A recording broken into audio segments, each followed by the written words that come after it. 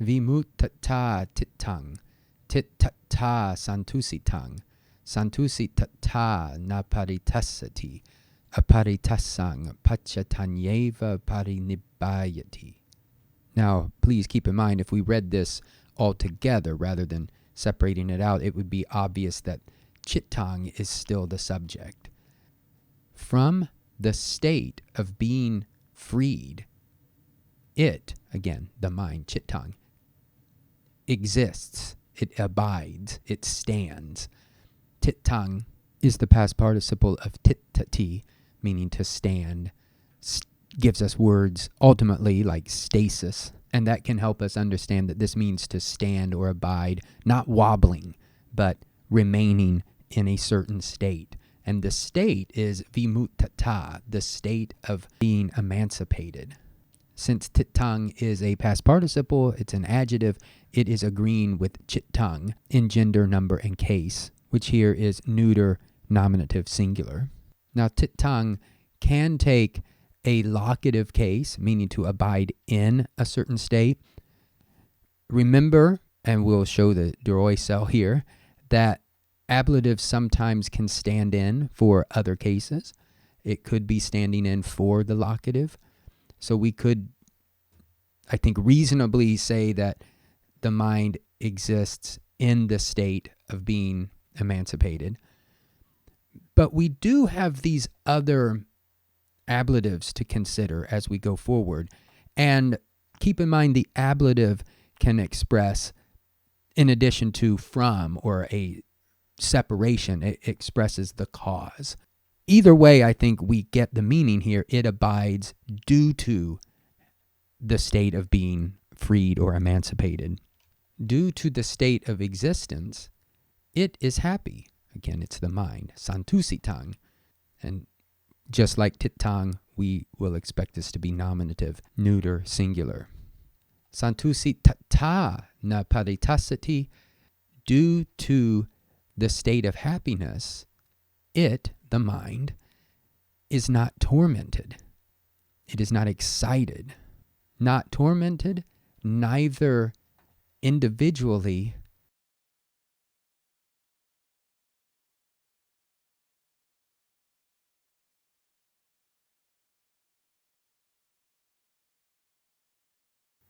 it enters nibbana, parinibbayati. It dies without remainder. It reaches the extinction of existence. Now, putting it that last way can sound scary to us in the West, I think.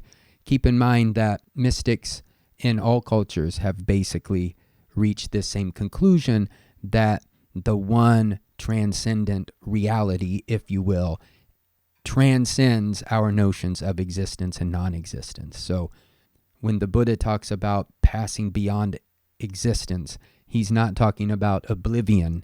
He's talking about our normal concepts and experiences of samsara, of this world of manifestation.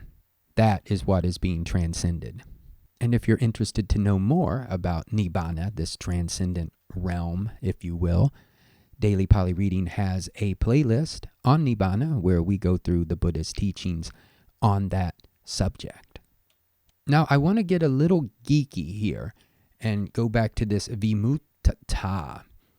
When I first looked this up, I sort of assumed it might be, or I assumed it was vimutta and atta, meaning attang, the self.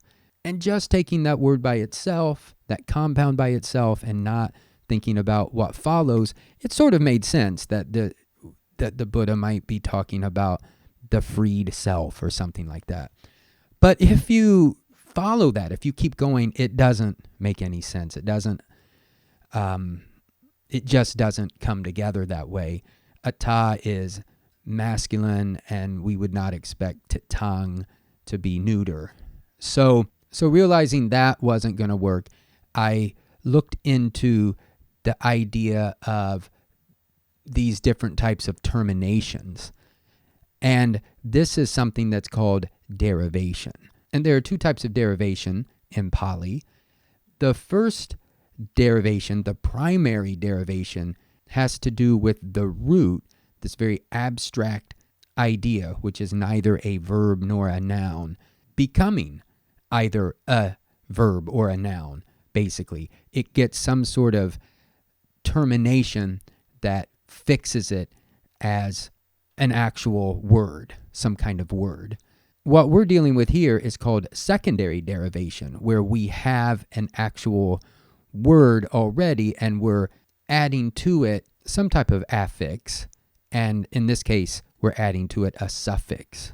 Now, this particular suffix changes this past participle or adjective into a more abstract noun, meaning the state of. So whatever the adjective is, we get this notion that the state of that adjective.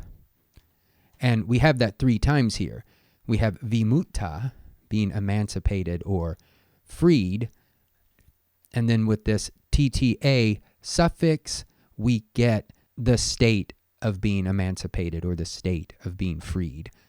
That happens in the next sentence, the state of existing, and then the state of being happy in cittaṃ. And just to kind of follow that maybe all the way from the beginning, if we take this word vimuchyati, it really comes from the root much, and here it is in the Devanagari. That becomes munchyati. That would be the present active third person singular verb, to free. Its passive form is muchyati. And of course, at this point, it can receive this inseparable prefix, v, which itself comes from the root of vich, to divide, to separate, to discern. So here, vimuchyati, the verb, to free, and it gives us the past participle vimutta, freed, and then here we finally have this tta suffix, meaning the state of being emancipated, being freed. And one last issue concerning roots. It's really interesting to think about the roots of words, because we don't encounter the roots of words running around in the wild. Remember, the root of a word is neither a verb nor a noun. It is just some basic idea. When it comes into existence in our world, when it becomes used, it has to become either a verb or a noun.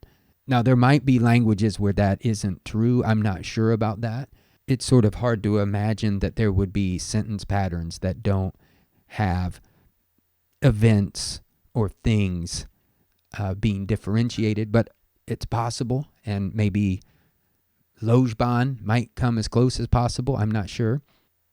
But the interesting thing is, to me, if we trace a word back to its root, that gives us a sense of what we're trying to do with our minds and our experience of manifestation, the world of manifestation, and samsara. We're trying to go back through all of this stuff that we've acquired, all the matter, all the subtle bodies, all our thoughts, and we're trying to get back to this more root principle.